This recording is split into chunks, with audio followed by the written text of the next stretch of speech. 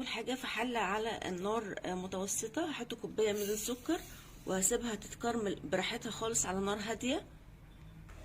وبكده بعد السكر بتاعنا ما اتكرمل معانا هنزل عليه بمعلقه زبده كبيره، دي خطوه اختياريه.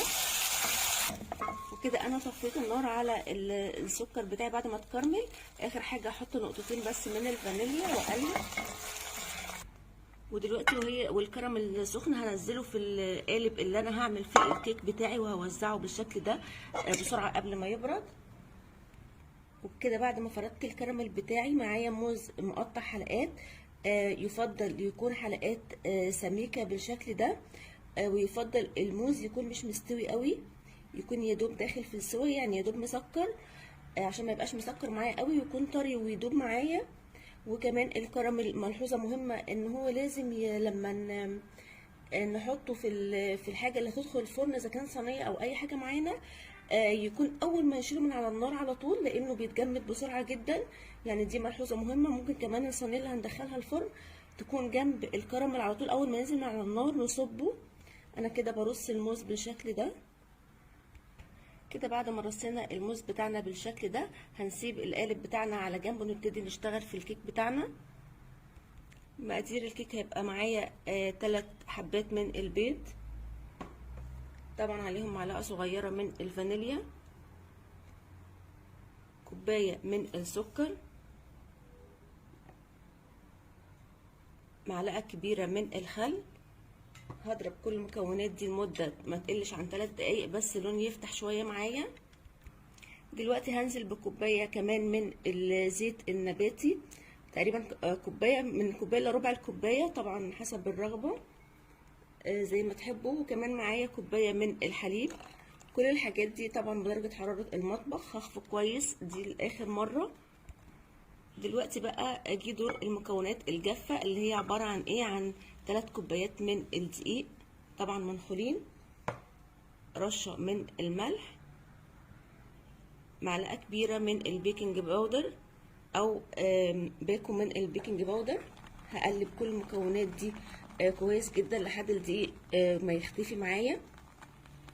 انا كده الخليط طلع تقيل معايا، فهزود ربع كوبايه من الحليب، طبعا حسب الدقيق وامتصاصه للسوائل ممكن تظبط معاكم، ممكن تحتاج، فلو احتاجت تزودوا لها كمان ربع كوبايه من الحليب او من الميه عادي جدا. وهقلب بقى لحد ما كل قوام يتجانس. وكده بعد الخليط ما بقى جاهز معايا، دلوقتي هصبه على الموز بتاعي.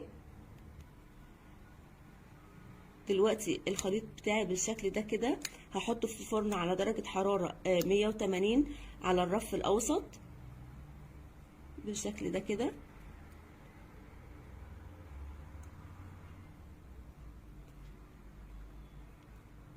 دلوقتي هحطه مع بعض بس هساوي السطح الأول، وكمان هخبط خبطة صغيرة بالشكل كده. شايفين اول ما خبطت الفراغات طلعت ازاي؟ دلوقتي بقى هحطه في الفرن. بعد ما طلعت معانا، انا معلش بس بعتذر، انا نسيت خالص اقول لكم ان الكيك بتاعتنا بتدخل على حمام مائي. حبيت بس اطلعها قدامكم في الصينيه اللي انا حطيت فيها الميه، عشان بس انا سوري نسيت اقول الخطوه دي. ولازم تتقلب وهي سخنه قبل الكراميل ما يلزق فيها. دلوقتي انا هقلبها،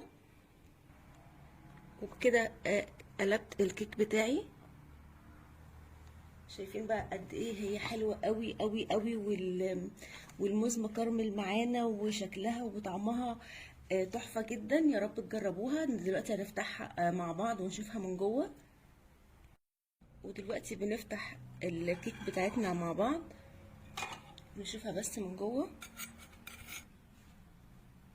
عايزه بس اوريكم القوام من جوه عامل ازاي. شايفين بقى؟ اظن مفيش احلى من كده ابدا ابدا ابدا. شايفين قد ايه هي هشه وطريه وطعمها تحفه جدا جدا. يا رب وصفه النهارده تكون عجبتكم، واللي يعجب الفيديو يا ريت يعمل لايك. والسلام عليكم ورحمه الله.